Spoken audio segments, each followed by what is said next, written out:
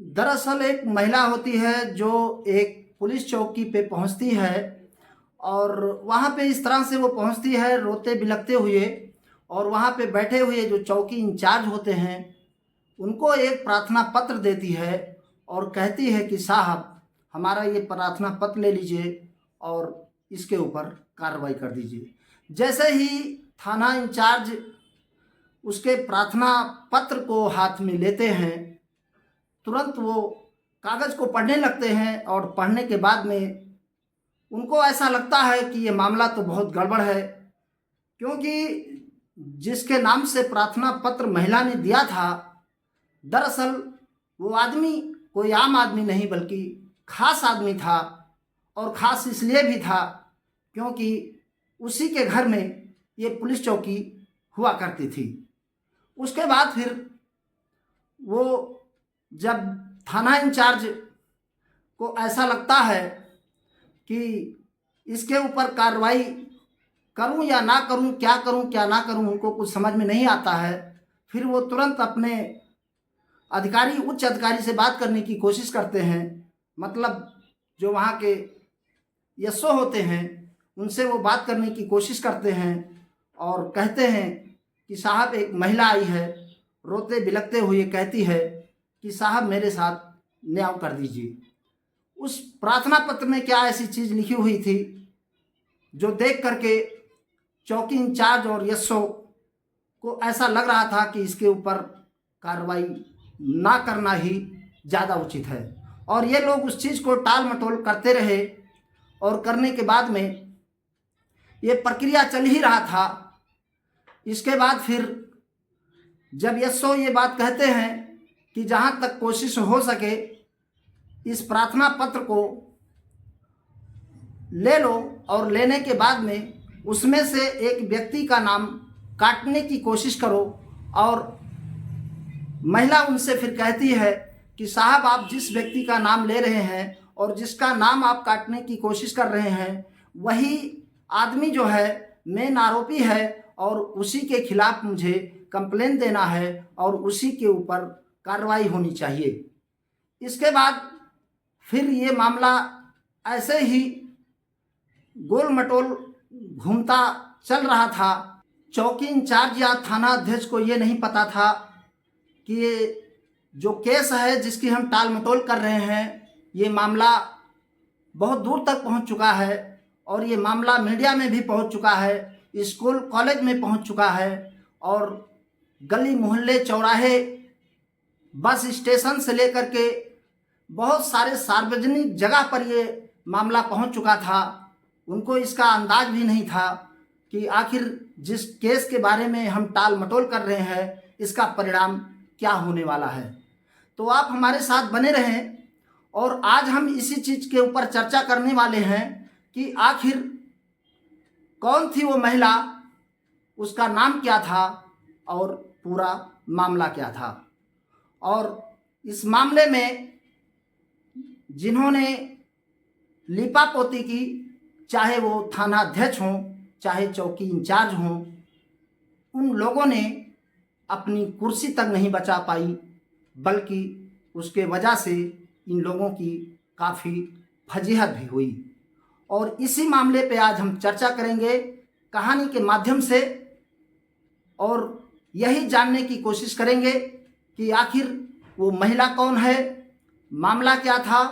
और दो नाम उसने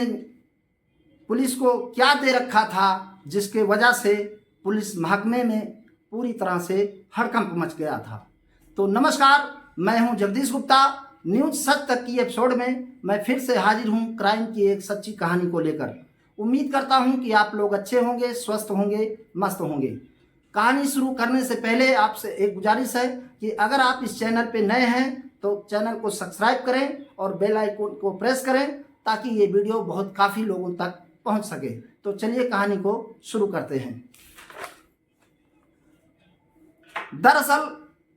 ये मामला है उत्तर प्रदेश और उत्तर प्रदेश का एक ज़िला लगता है अयोध्या और वहीं का एक थाना लगता है पूरा कलंदर थाना क्षेत्र। पूरा कलंदर थाना क्षेत्र का एक गांव रहता है भदरसा और वहीं गांव की एक विधवा महिला होती है जिसके 5 बच्चे होते हैं। उसमें से उसके पास 4 बेटियां होती हैं और एक छोटा सा बेटा होता है। वाला बेटा होता है वो लगभग 6 साल का होता है। उसमें से एक लड़की होती है महिला की, जिसकी उम्र लगभग 10 से 12 साल होती है लड़की की उम्र। और वो लड़की अपने घर शाम को पहुंचती है और पहुंचने के बाद में घर में उसका पेट दर्द होना चालू होता है। और पेट दर्द होते होते ये बात उस महिला तक पहुंचती है। और महिला का जो पति है वो पहले से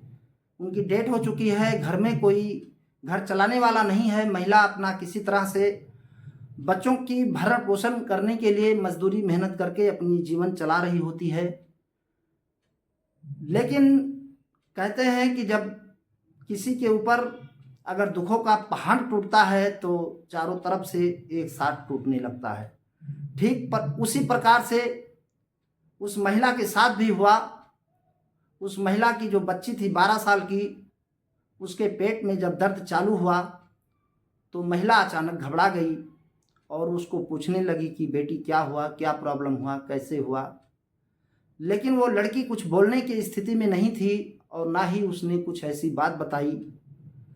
महिला घबरा करके भागते दौड़ते अस्पताल में गई और जाने के बाद वहाँ डॉक्टरों से कही, सर देखिए हमारी लड़की का तबीयत खराब है और इसका पेट दर्द हो रहा है। डॉक्टर जब लड़की को देखते हैं तो देखने के बाद उनको ऐसा लगता है कि ऐसे नॉर्मल कोई पेट दर्द होगा या ऐसी कोई प्रॉब्लम होगी। लेकिन उसको बहुत गंभीरता से जब डॉक्टर लोग उसकी जांच पड़ताल करते हैं और जब देखते हैं तो उनका दिमाग चकरा जाता है। जो डॉक्टर की टीमें होती हैं वो काफ़ी हैरान और परेशान होने लगते हैं और वो सोचते हैं कि आखिर इस लड़की के साथ ऐसा क्या हुआ। तो डॉक्टर परेशान होने के बाद जब महिला पूछती है कि आखिर डॉक्टर साहब हमारी बेटी को प्रॉब्लम क्या है, इसके पेट में बीमारी क्या है और इसका दर्द क्यों नहीं कम हो रहा है, तो डॉक्टर बहुत संकोच में पड़ते हैं। लेकिन वो जितना भी संकोच में पड़े, लेकिन अगर उसकी माँ है, अगर वो पूछ रही है कि बेटी को पेट में क्यों दर्द हो रहा है, मामला क्या है,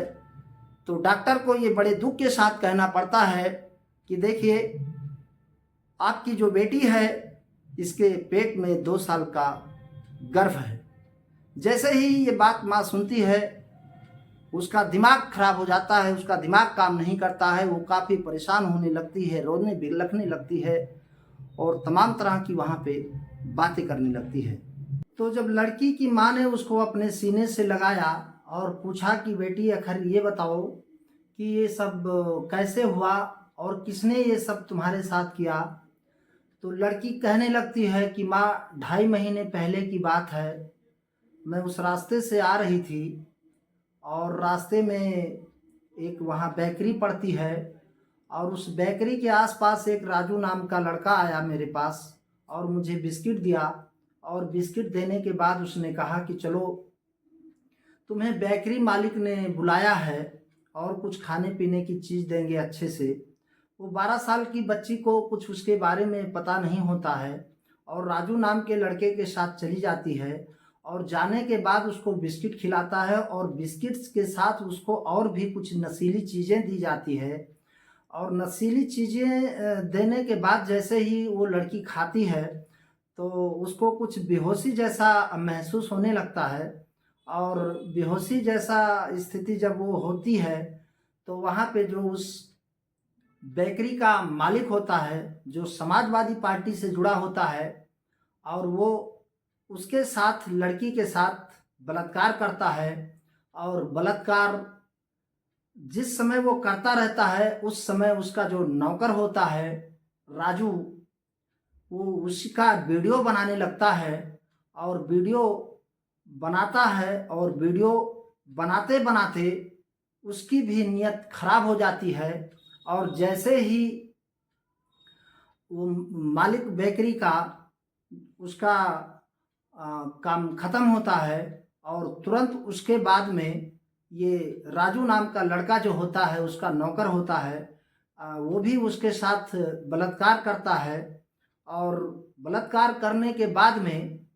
जब ये लोग उस लड़की को छोड़ते हैं तो उसको बाकायदा समझाते हैं और कहते हैं कि देखो इसका वीडियो मेरे पास हो गया है, अगर तुम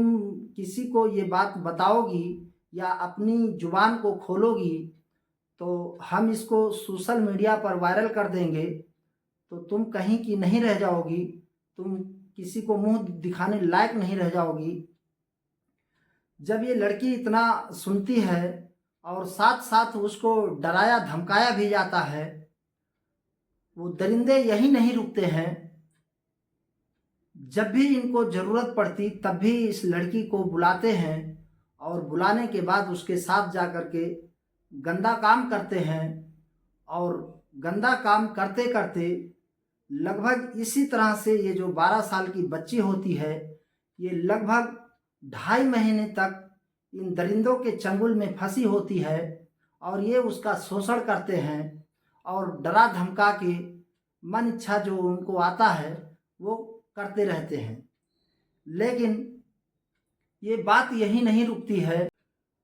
लड़की चाह के भी विरोध नहीं कर पाती थी, क्योंकि लड़की को पता था कि उसका एक छोटा भाई है जो अभी छोटा है और उसके जो पिता थे उनकी मृत्यु पहले हो चुकी है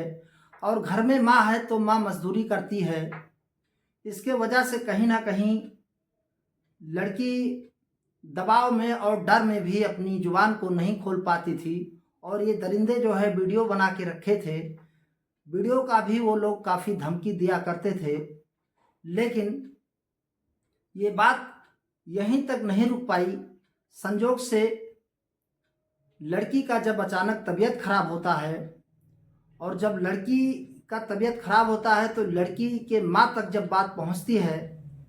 तो लड़की की माँ लेकर जब हॉस्पिटल में जाती है तो हॉस्पिटल में जाने के बाद जो डॉक्टर होते हैं उनको पूरा जब चेक करते हैं तो चेक करने के बाद जब डॉक्टर ये कहते हैं कि मुझे कहते हुए ये बहुत अफसोस हो रहा है कि लड़की के पेट में 2 महीने का गर्भ है, उसके बाद उसके माँ के हाथ पांव फूल जाते हैं और वो काफ़ी परेशान होती है, रोने गिड़गिड़ाने लगती है। इसके बाद फिर वो तुरंत जो है वहाँ से निकलती है और थाने पहुँचती है एक प्रार्थना पत्र लेकर के। और वहाँ के जो चौकी इंचार्ज होते हैं भदरसा के, उनको प्रार्थना पत्र देती है और कहती है कि साहब इस पे कार्रवाई कर दीजिए। यहाँ पर 2 आदमी ने हमारे बच्ची के साथ में रेप किया है और जिसका नाम होता है मोहित खान और राजू। 2 आदमी ने मिलकर मेरे बच्ची के साथ रेप किया है और इसके लिए मैं प्रार्थना पत्र लेके आई हूँ और उनके ऊपर कार्रवाई कर दीजिए। लेकिन कार्रवाई के नाम पे जो वहाँ के पुलिस चौकी इंचार्ज होते हैं वो उनके ही घर में ये पुलिस चौकी चल रही होती है और वो बेकरी का मालिक होता है और साथ में समाजवादी पार्टी का एक नेता करीब होता है। और उसके साथ साथ बताया तो ये भी जाता है कि नगर अध्यक्ष भी वो रहा था कभी। तो इस हिसाब से उसकी जो पावर थी वो थोड़ा सा ऐसा लग रहा था कि उसके ऊपर थाना अध्यक्ष को कार्रवाई करने के लिए इच्छा नहीं हो रही थी। लिहाजा थाना अध्यक्ष और जो चौकी इंचार्ज वहाँ के होते हैं वो लोग इस केस को लेकर के टाल मटोल करना शुरू करते हैं और महिला को काफ़ी समझाते बुझाते हैं कि कभी मालिक का नाम हटा दो तो कभी कुछ कर दो तो कभी समझौता कर लो। लेकिन महिला कहती है कि साहब हमारी लड़की कहती है कि मोहित खान और साथ में जो राजू है ये दोनों ने मिलकर मेरी बेटी के साथ जो गंदा काम किया है, इसके वजह से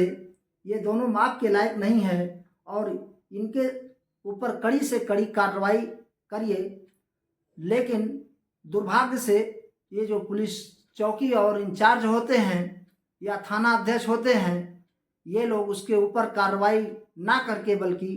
इनको समझाने बुझाने की फिराक में पड़े रहते हैं। लेकिन शायद इनको ये नहीं पता था कि ये जो महिला यहाँ पे खड़ी है या जिसके लिए हम कार्रवाई के नाम पे टाल मटोल कर रहे हैं, ये आने वाले समय में हमारी वर्दी भी उतरवा देगी और हमको यहाँ से हटना भी पड़ेगा। और होता वही है, जब इसकी FIR तक दर्ज नहीं होती है तो ये महिला रोते बिलखते वहाँ की एक सामाजिक कार्यकर्ता होती हैं और उनके साथ ये थाने पहुँचती हैं और जो महिला कार्यकर्ता होती हैं, सामाजिक कार्यकर्ता, वो जा कर के थाने में बहुत सारी बात करती हैं। उनके साथ थाने में काफ़ी आर्गूमेंट होता है और आर्गूमेंट होने के बाद में जा कर के एफआईआर दर्ज होता है, लेकिन कार्रवाई के नाम पे कुछ नहीं हो पाता है। इसके बाद जब वहाँ के विश्व हिंदू परिषद के और बजरंग दल के कुछ कार्यकर्ता भी एक्टिव हो जाते हैं और इस मामले को जब काफ़ी लोगों तक पहुंच जाती है, धीरे धीरे ये मामला सोशल मीडिया से लेकर इलेक्ट्रॉनिक मीडिया और प्रिंट मीडिया में जब ये खबर पहुंचती है तो वहाँ पे पूरा हलचल सा मच जाता है। लेकिन वहाँ के जो पुलिस चौकी इंचार्ज होते हैं या वहाँ के जो थाना अध्यक्ष होते हैं, उनको इसके बारे में कोई फर्क नहीं पड़ता है और इस केस को वो टाल मटोल करने में लगे रहते हैं। लेकिन जब दबाव ज़्यादा पड़ता है, सारे लोग जा कर के वहाँ पर काफ़ी परेशान होते हैं, तो वहाँ पे क्षेत्रीय विधायक होते हैं जिसका नाम अमित सिंह होता है और उनके संज्ञान में जब ये मामला आता है तो ये महिला से जाके मुलाकात करते हैं और मुलाकात करने के बाद में उसको आश्वासन देते हैं और ये योगी आदित्यनाथ मुख्यमंत्री उत्तर प्रदेश के साथ मुलाकात करने के लिए टाइम मांगते हैं और ये जो है वहाँ पर पहुँचते हैं। 2 अगस्त 2024 को आखिरकार मुख्यमंत्री योगी आदित्यनाथ उनको समय देते हैं और उनके साथ में मुलाकात करते हैं और मुलाकात जैसे होती है तुरंत पुलिस प्रशासन में हलचल मच जाती है और तुरंत वहाँ पर जो भी एसओ जो वहाँ के थे और जो वहाँ के थाना इंचार्ज थे, इन लोगों को सस्पेंड कर दिया जाता है और उसके बाद में ये कार्रवाई आगे बढ़ती है। उसके बाद आरोपियों की गिरफ्तारी हो जाती है और गिरफ्तारी होने के बाद में जो काम कई दिनों में पड़ा था उलझा हुआ, वो कई मिनटों में चालू हो जाता है और हो जाने के बाद में जब ये मामला सुर्खियों में आता है, सोशल मीडिया से लेकर इलेक्ट्रॉनिक मीडिया, प्रिंट मीडिया, सारे जगह पर जब यही चर्चा होने लगती है तो उत्तर प्रदेश के मुख्यमंत्री योगी आदित्यनाथ ने विधानसभा में खड़े होकर के उन्होंने अयोध्या पूरा कलंदर थाना क्षेत्र की जो जिक्र है वो वहाँ पर करते हैं और करने के बाद वो कहते हैं कि जो सपा का नेता है, जो सपा से इतना जुड़ा हुआ, सपा पार्टी से जुड़ा हुआ जो है व्यक्ति, जो मंत्री के और एमपी के काफ़ी करीब है, उसके ऊपर इतना आसानी से कार्रवाई कैसे हो सकता है। और इस बात को लेकर के उन्होंने सभा में आवाज़ भी उठाई और उसके बाद में फिर वहाँ पे कार्रवाई चालू हो गई और कार्रवाई चालू होने के बाद में फिर कार्रवाई यही नहीं रुकती है, बल्कि उस जो बेकरी का मालिक था, उसकी जो बेकरी चल रही थी, वो बेकरी भी अवैध रूप से वहाँ पे आरआई को बुलवाया जाता है और उसके ज़मीनों की जांच की जाती है कि आखिर उसके ज़मीन कहाँ कहाँ पे हैं और वैध हैं कि अवैध हैं, उसको भी पूरी तरह से मॉनिटर किया जाता है और ये पाया जाता है कि इसकी जो बेकरी है वो अनलीगल तरीके से बनाया गया है। उसके बाद फिर वहाँ पे बुलडोजर चला दिया जाता है और सारे जितने भी वहाँ बेकरी थे या अवैध रूप से जो निर्माण था उसको वहाँ पे ध्वस्त कर दिया जाता है। शायद सरकार की यही मंशा रहती है कि गलत करने वालों को मैसेज दिया जाएगा कि जो भी गलत करेगा या इस तरह से कृत्य करेगा उसको सरकार किसी भी कीमत पर नहीं बख्शेगी और कड़ी से कड़ी कार्रवाई करेगी। इसके बाद वहीं के उत्तर प्रदेश के पूर्व मुख्यमंत्री अखिलेश यादव ने अपने ट्वीट करके उन्होंने कहा है कि इस मामले में जो भी दोषी हो उसके ऊपर कार्रवाई होनी चाहिए, बिना मतलब के इस मामले को राजनीतिक तूल नहीं देना चाहिए और डीएनए को टेस्ट करने के बाद में अगर जो भी दोषी है उसके ऊपर उचित कार्रवाई करना चाहिए, बल्कि सियासत इस मामले पे नहीं होना चाहिए। बाकी उसी क्रम में कांग्रेस पार्टी के राहुल गांधी, मायावती और तमाम अन्य दल के जो नेता हैं उन लोगों ने भी अपनी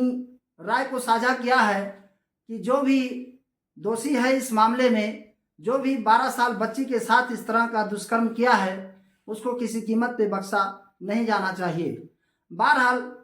हम इस वीडियो के माध्यम से हम भी यही चाहते हैं, आपको बताना चाहते हैं कि अगर कोई भी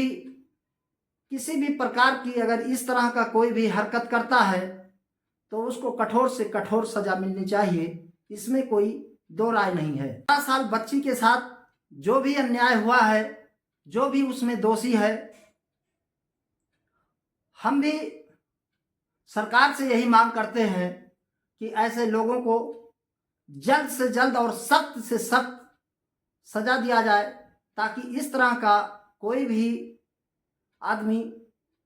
हिम्मत ना जुटा पाए दोबारा ऐसे घिनौना कृत्य करने के लिए। बहरहाल इस मामले में अभी तक डीएनए रिपोर्ट नहीं आई है और डीएनए रिपोर्ट मिलने के बाद में अयोध्या पुलिस सप्लीमेंट्री चार्जशीट दाखिल करेगी। तो दोस्तों, आज की जो कहानी है आपको बताने का उद्देश्य किसी की भावनाओं को ठेस पहुंचाना नहीं, बल्कि आपको सावधान और सतर्क करना है, क्योंकि समाज में आज इस तरह से जो लोग हैं, दरिंदे हैं, ऐसे ऐसे लोग जो हमारे और आपके बीच में रहते हैं, तो इनसे इस वीडियो के माध्यम से आपको जानकारी सुन करके, देख करके आपको सावधान होने की ज़रूरत है। तो आज के वीडियो में इतना ही, फिर मिलते हैं नेक्स्ट वीडियो में। तब तक के लिए अपना ख्याल रखिए। नमस्कार, वंदे मातरम, जय हिंद, जय भारत।